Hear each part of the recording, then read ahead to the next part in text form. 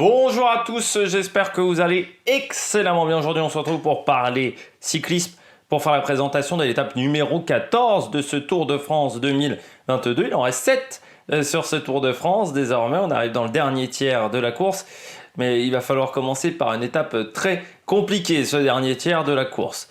N'hésitez pas à vous abonner à la chaîne, à réagir dans les commentaires, à mettre un pouce bleu, à partager la vidéo sur les réseaux sociaux, notamment auprès de vos proches si vous pensez que ça peut les intéresser.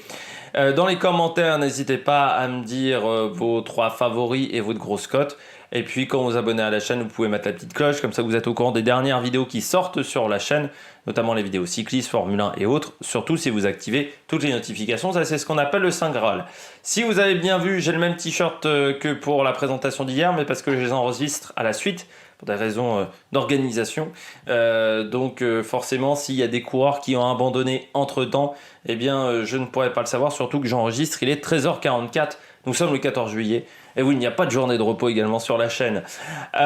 Étape très sous-estimée, l'étape de Mende, parce que peu de personnes en ont parlé, et pourtant c'est une étape dangereuse. Pourquoi elle est dangereuse? Parce que déjà on est arrivé en haut d'une belle bosse.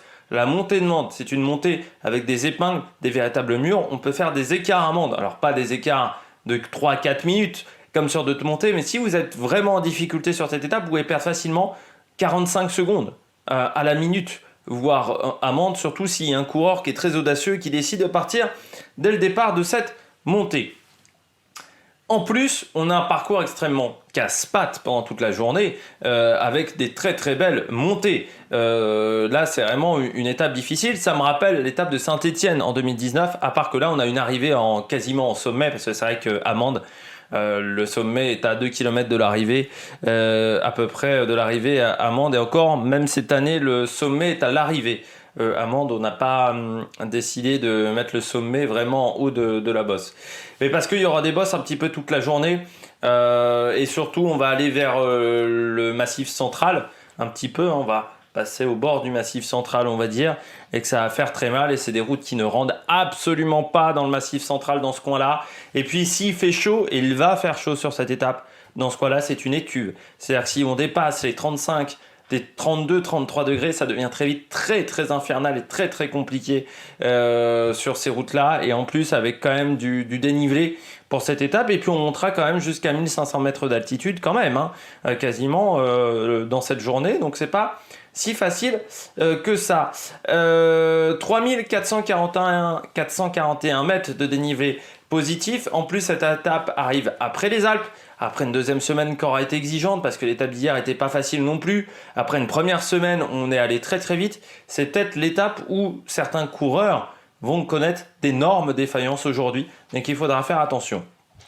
On va regarder tout de suite le profil de cette étape. Donc entre Saint-Étienne et Mende, 192 km, comme hier, à peu près le même kilométrage. Mais on n'est pas totalement sur le même type de terrain. On part de Saint-Étienne, on passe à Firminy et puis c'est déjà le pied de la première côte du jour. Après 6 km seulement de course, quasiment la côte de Saint-Just-Malmont, 5 km 8 à 5,4% de moyenne. La côte de Saint-Just-Malmont, c'est régulier, c'est pas extrêmement difficile. On est entre 6 et 5%. C'est une côte où il faut emmener du braquet, hein, cette côte de Malmont. J'ai pas le temps de monter parce que moi je l'ai pas sur cette côte de Saint-Étienne de Malmont. J'ai 3 côtes, hein, au niveau des temps aujourd'hui, mais pas sur cette côte de Saint-Étienne. Enfin voilà, de cette montée, pardon, de Saint-Just-Malmont. On redescend pas vraiment en fait. Pendant là encore une dizaine de kilomètres, il y aura une descente mais qui sera assez douce. On passera à Saint-Sigolène et puis on aura la côte du Châtaignier au kilomètre 39, 3 km 4 à 5,7% de moyenne, côte de 3e catégorie, cette côte de Châtaignier. Côte de Châtaignier assez régulière, hein. Il y a un passage très compliqué pendant 1 km, 9,8%, 7,2%. Et puis ensuite, ça devient un peu plus facile. En fait, les 2 premiers kilomètres sont compliqués. La côte s'arrête quasiment au bout de 2,5 km, hein, où après, ça devient quasiment plat sur cette côte de Châtaignier. La côte de Châtaignier, j'ai les temps intermédiaires sur Strava. La moyenne déjà sur cette montée de 2,60 km, dans la version Strava, c'est 7 minutes 30 et on n'a pas de moyenne chez les professionnels. Donc du côté de la côte de Châtaignier, le record donc 7 minutes 20 et moi j'ai deux concurrents à 7,27 et 7,30 et ils avaient fait entre 322 et 369 watts, mais il n'y a pas de professionnels qui sont passés avec Strava sur cette montée. On poursuit après la côte de Châtaignier pour aller à Yssingeaux pour le sprint intermédiaire à 50 km après le départ. Et puis ensuite on redescend un petit peu, la Voûte-sur-Loire, le Puy-en-Velay, et puis là après le Puy-en-Velay, pendant au moins 20 km, on aura une belle montée, quasiment jusqu'au kilomètre 110, je dirais, qui n'est pas au classement de la montagne, mais on est sur du faux plat, avec parfois des pentes qui seront un peu plus importantes. Donc voilà, c'est une montée gérée entre 3 à 4% peut-être de moyenne, mais qui va faire mal parce qu'elle sera longue. On redescend vers Saint-Ahon au kilomètre 116 et puis on arrivera assez vite au kilomètre 136 sur la côte de Grandrieux. 7 km 5 à 3,6% de moyenne, côte de 3e catégorie, mais déjà avant cette côte de Grandrieux, on sera sur des faux plats montants et on sera à 1159 mètres d'altitude du côté de la côte de Grandrieux. On la regarde tout de suite, cette côte de Grandrieux. C'est pas très difficile, on a un pied à 6,7% et puis ensuite 5%. Et puis après, ça devient tout de suite un peu plus facile. C'est pas la montée la plus dure de la journée, mais ça permettra également de récupérer des points pour le classement de la montagne, parce que il y a quand même pas mal de points aujourd'hui pour le classement de la montagne. On passe à Baraque de la Motte. On redescend légèrement, vous voyez, après la côte de Grandrieux, ça continue de monter. Après Baraque de la Motte, il y aura une toute petite descente. Et puis on arrive au sommet de cette journée, côte de la Fage. 4 km 3 à 5,8%, côte de la Fage. C'est un peu plus compliqué déjà que ce qu'on a vu auparavant, avec pas vraiment de situation de replat. Alors on est entre 5 et 7% pour cette montée, mais pendant 3 km et demi, et puis voilà, 1400 mètres d'altitude. Côte de la Fage, j'ai des temps du côté de Strava. Hop là, j'efface ça. Côte de la Fage, j'ai 11 minutes du côté de la montée, 13-13 de moyenne chez les professionnels. Alors il n'y a pas beaucoup d'efforts, donc il faut se méfier un petit peu. Et parmi les professionnels, moi j'ai Pierre Rolland qui a fait 12 minutes 14 à 20,5 km/h de moyenne. C'est le seul professionnel que j'ai dans le top 10 et sinon le record c'est à 22,8 de moyenne en 11 minutes. Ça reste quand même là aussi une petite montée très intéressante pour les meilleurs coureurs. Et puis ensuite, descente, là tout de suite après derrière, cette côte de la Fage, descente qui nous emmènera à Mende, quasiment au kilomètre 186. Et puis cette montée de Mende, classée en deuxième catégorie, 2 km 9 à 10,5% de moyenne. Côte de la Croix-Neuve, montée Laurent Jalabert, 2 km 9 à 10,4 de moyenne. Eh bien vous voyez, 2 km 9, c'est un mur. Et en plus, il y a des épingles qui casse énormément le rythme. Il faut énormément relancer, mais l'avantage c'est que c'est à l'ombre. Pendant une grande partie de cette montée, tout le pied est vraiment à l'ombre. Et les meilleurs chronos sur cette côte Laurent Jalabert, 9 minutes 21 pour le record, 13,23 de moyenne chez les professionnels. Et parmi les professionnels qui ont un temps sur Strava, j'ai Steven Skrovijk à 19 km/h 3, 9 minutes 21, Romain Bardet à 9 minutes 22, j'ai Damiano Caruso à 18,1 km/h qui avait fait 10,01 et Nicolas Hédé 10,02, 10,03 pour Geschke à 18 de moyenne. Ils avaient fait 388 watts également de moyenne sur le parcours. Thibaut Pinot a fait 10,07, Darlim P 10,11. C'est une montée qui est assez connue, qui est mythique. Cette montée Laurent Jalabert. Et puis, rappelez juste que l'arrivée est assez atypique du côté de la montée Laurent Jalabert. Voilà, je l'ai marqué. C'est que le dernier kilomètre et demi est en faux plat descendant, est en descente même un petit peu. Et donc, celui qui passe en tête de cette montée sera très difficile à récupérer dans la dernière ligne droite. Et puis donc 3 épingles dans cette montée Laurent Jalabert. Et donc ensuite, dernier virage sur la gauche, 90 degrés, il est à peu près à 500 mètres. C'est un virage où il y a quand même de la place, c'est assez large, donc normalement ça ne devrait pas être trop difficile. On va revenir sur l'histoire du Tour de France. Comme j'ai déjà fait Stephen Cummings face à Thibaut Pinot et Romain Bardet, je l'avais déjà fait parce qu'on a eu déjà une arrivée à Mende depuis que je fais les vidéos sur YouTube. Je vais revenir sur un grand moment iconique des années 90 du côté du cyclisme. À Mende, bien entendu, on est sur le Tour 95 avec l'étape numéro 12, le 14 juillet, entre Saint-Étienne et Mende. Au programme, un parcours vallonné de 222 km avec une arrivée en bosse sur la montée des Causses, parce qu'à l'époque elle s'appelait Montée des Causses, puis après elle a changé de nom. Entre-temps, elle s'est appelée Côte de la Croix-Neuve, et en fait maintenant c'est la montée Laurent Jalabert. Le début de journée est très animé avec un peloton coupé en deux. Indurain se retrouve avec seulement 3 équipiers à ses côtés, et au sommet de la côte de Saint-Maurice en Gourgois, au kilomètre 24, 2 hommes arrivent à trouver l'ouverture. Nous avons Laurent Jalabert de la ONCE et Dario Botero de l'équipe G-Wise. J-Wiz plutôt, parce qu'à chaque fois je le prononce mal. Au kilomètre 44, alors que la première partie du peloton temporise, un équipier de Jalabert, Melchior Mori, rejoint les 2 hommes de tête. À ce moment-là, il y a donc 2 coureurs de la ONCE. Les 2 parties du peloton se regroupent et au kilomètre 69, 3 nouveaux coureurs intègrent l'échappée.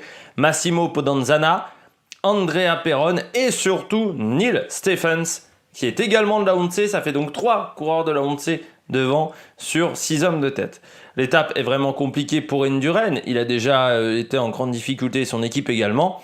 Mais à 90 km de l'arrivée, l'échappée a 10 minutes d'avance et Laurent Jalabert se retrouve maillot jaune virtuel. La Banesto est donc obligé de rouler, mais il n'arrive pas à rentrer car devant ça va très très vite avec la ONCE qui a 2 coureurs pour devant pour faire mal.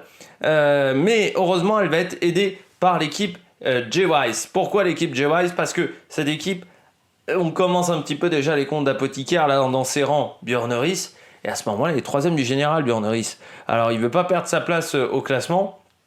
Surtout qu'à l'époque, Björn Riis, c'est la première fois où on le voit performer sur un grand tour. Il faut juste parler de Björn Riis, donc il doit avoir 35 ans à l'époque. 34 ou 35 ans à l'époque, Björn Riis. Il n'a jamais été très performant sur les grands tours. Et puis sur le tour 95, révélation. Révélation de Björn Riis. Qui arrivera à faire un bon classement lors de ce Tour de France et puis le Tour de France d'après qu'il remportera. Devant, la ONCE en surnombre fait un énorme rythme et après la course, Gérard Ruet qui était un coéquipier d'Indurain du côté de la Banesto déclarera: c'est incroyable ce qu'ils roulaient devant, on croyait qu'ils allaient coincer et on perdait quand même du temps. Dans la côte de Charpal, Neil Stephens est lâché, ils ne sont plus que 2 pour la ONCE. Et à 25 km de l'arrivée, l'échappée a toujours 7 minutes 30 d'avance au pied de la future côte Laurent Jalabert. Ils sont 3 avec le français. Nous avons donc Jalabert, Melchior Mori et Dario Botero qui était là à la création de l'échappée. Botaro et Jalabert ont fait 200 km d'échappée. Jalabert attaque dès le pied et personne n'arrive à le suivre. Le français qui ce jour-là possède le maillot vert. Tout le monde, il va reprendre 3 minutes 40 au favori et il remonte à la 3e place au général et il finira ce tour à la 6e place, mais en septembre il remportera la Vuelta et c'est la première édition de la Vuelta qui se déroule en septembre parce que peut-être que les plus jeunes ne le savent pas, c'est que la Vuelta pendant des années a eu lieu en fait en même temps que le Giro. Il y avait 2 grands tours qui se déroulaient en même temps, c'est pour ça qu'Indurain, je crois, n'a qu'un Giro à son actif. Je ne sais même pas s'il a un Giro, mais il a quasiment jamais fait le Giro. Il allait sur la Vuelta et ensuite il allait sur le Tour de France. Le Giro partait un peu après la Vuelta parce que le Giro était un peu plus finissait un peu plus vers la mi-juin à l'époque et la Vuelta, c'était vraiment un départ fin avril normalement. Donc il y avait quand même des semaines en commun sur les 2 grands tours. Et en fait la Vuelta en 95 pour trouver un peu d'essor, pour avoir surtout une start list de meilleure qualité, décidera au départ de démarrer en septembre. Ça va être ça pendant quasiment 20 ans. Et puis ensuite, ils ont avancé la date vers la mi-août. C'est la date qu'on connaît aujourd'hui. C'est pour ça que j'ai vu très peu d'éditions de la Vuelta, parce que la Vuelta, quand tu étais à l'école, ça tombait pile au moment du début d'année où tu es un petit peu sérieux. Parmi les favoris, sur cette étape, Alex Zoulev, qui a mal au genou, va perdre 17 secondes sur Pantani, Indurain et Björn Riis. Il n'y aura pas de grands changements du côté du général sur cette étape. Et puis, 95, c'est une année importante pour Jalabert. C'est l'année où il passe d'un sprinter, puncher, mais surtout sprinter à l'époque, un puncher grimpeur. C'est suite à sa chute de Armentières, grosse chute en 94 où il frappe un gendarme de plein fouet, où il aura énormément de fractures au visage, il perdra des dents également dans l'affaire. Et il n'arrive plus à sprinter, tout simplement, les sprints massifs, il n'y arrivera plus parce qu'il faut prendre trop de risques et qu'il n'a plus envie de prendre ces risques-là. Et puis, il va vraiment se transformer, passer d'un coureur simple sprinter presque à un sprinter puncher. Et il va remporter Milan-San Remo, Paris-Nice, Tour de Catalogne. Puis il remportera également le Critérium international de la route. Alors, cette course vous dit peut-être rien pour les plus jeunes parce que dans les années 90, c'était une course qui avait encore un petit peu d'importance. Mais le Critérium international de la route, c'était une course assez atypique. C'était 3 étapes sur 2 jours. Il y avait une étape de plat, une étape de montagne, moyenne montagne, on va dire une étape de bosse, et puis un contre-la-montre qui était souvent d'une dizaine, quinzaine de kilomètres. Et en fait, on faisait ces 3 étapes sur 2 jours. Et en plus, il y avait le changement d'heure entre les 2 jours. Donc c'était une épreuve difficile parce que tu avais peu de temps de sommeil. Et c'était assez particulier. Et normalement, donc il y avait l'étape de sprint lors de l'après-midi de la première journée. Puis ensuite, on avait l'étape de montagne lors du matin et le contre-la-montre l'après-midi. Mais cette course, sur les dernières années, il n'y avait plus que des Français qui y participaient. C'était organisé par ASO. Et en Corse, par exemple, il n'y avait plus que des Français qui participaient. Donc c'est pour ça qu'on a arrêté cette course.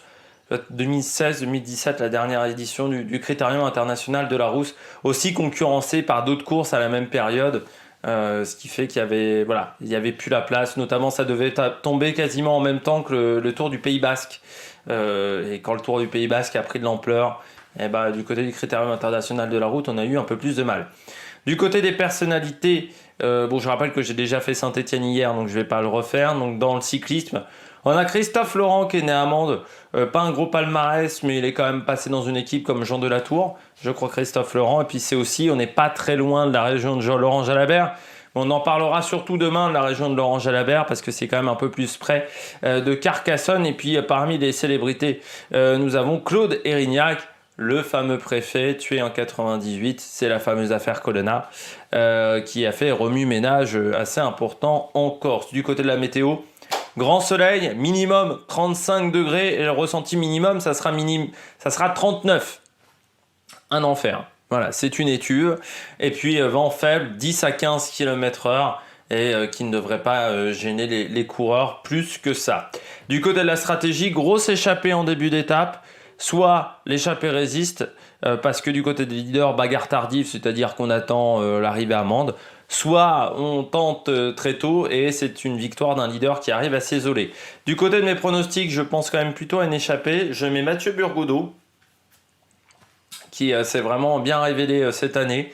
Je mets Nelson Poles parce qu'il a quand même perdu du temps, mais qui a quand même une bonne condition physique. Et puis, c'est le type de parcours qui lui convient, des montées de 4-5 km, il aime bien. Schulz, le coureur Nick Schulz, le coureur australien, qui m'a fait une belle impression. Et puis en grosse cote, Victor Lafay. Il a un Tour de France compliqué, Victor Lafay, mais on ne sait jamais. Il se refait la cerise d'un coup et il s'impose sur cette étape. Du côté des horaires, départ réel à 12h30, la côte du Châtaignier à 13h26. Entre 13h26 et 13h32. Le Puy-en-Velay à 100 km de l'arrivée entre 14h35 et 14h48. La côte de Gandrieux à 58 km de l'arrivée entre 13h43 et 16h04. Et puis l'arrivée entre 17h05 et 17h34. Le débrief à partir de 21h, mais surtout plus tard, certainement. Et puis présentation de l'étape numéro 15. Demain, 7h30. D'ici là, n'hésitez pas à vous abonner à la chaîne, à réagir dans les commentaires, à mettre un pouce bleu. Et nous, on se retrouve pour de nouvelles aventures sur la meilleure production. Ciao, ciao!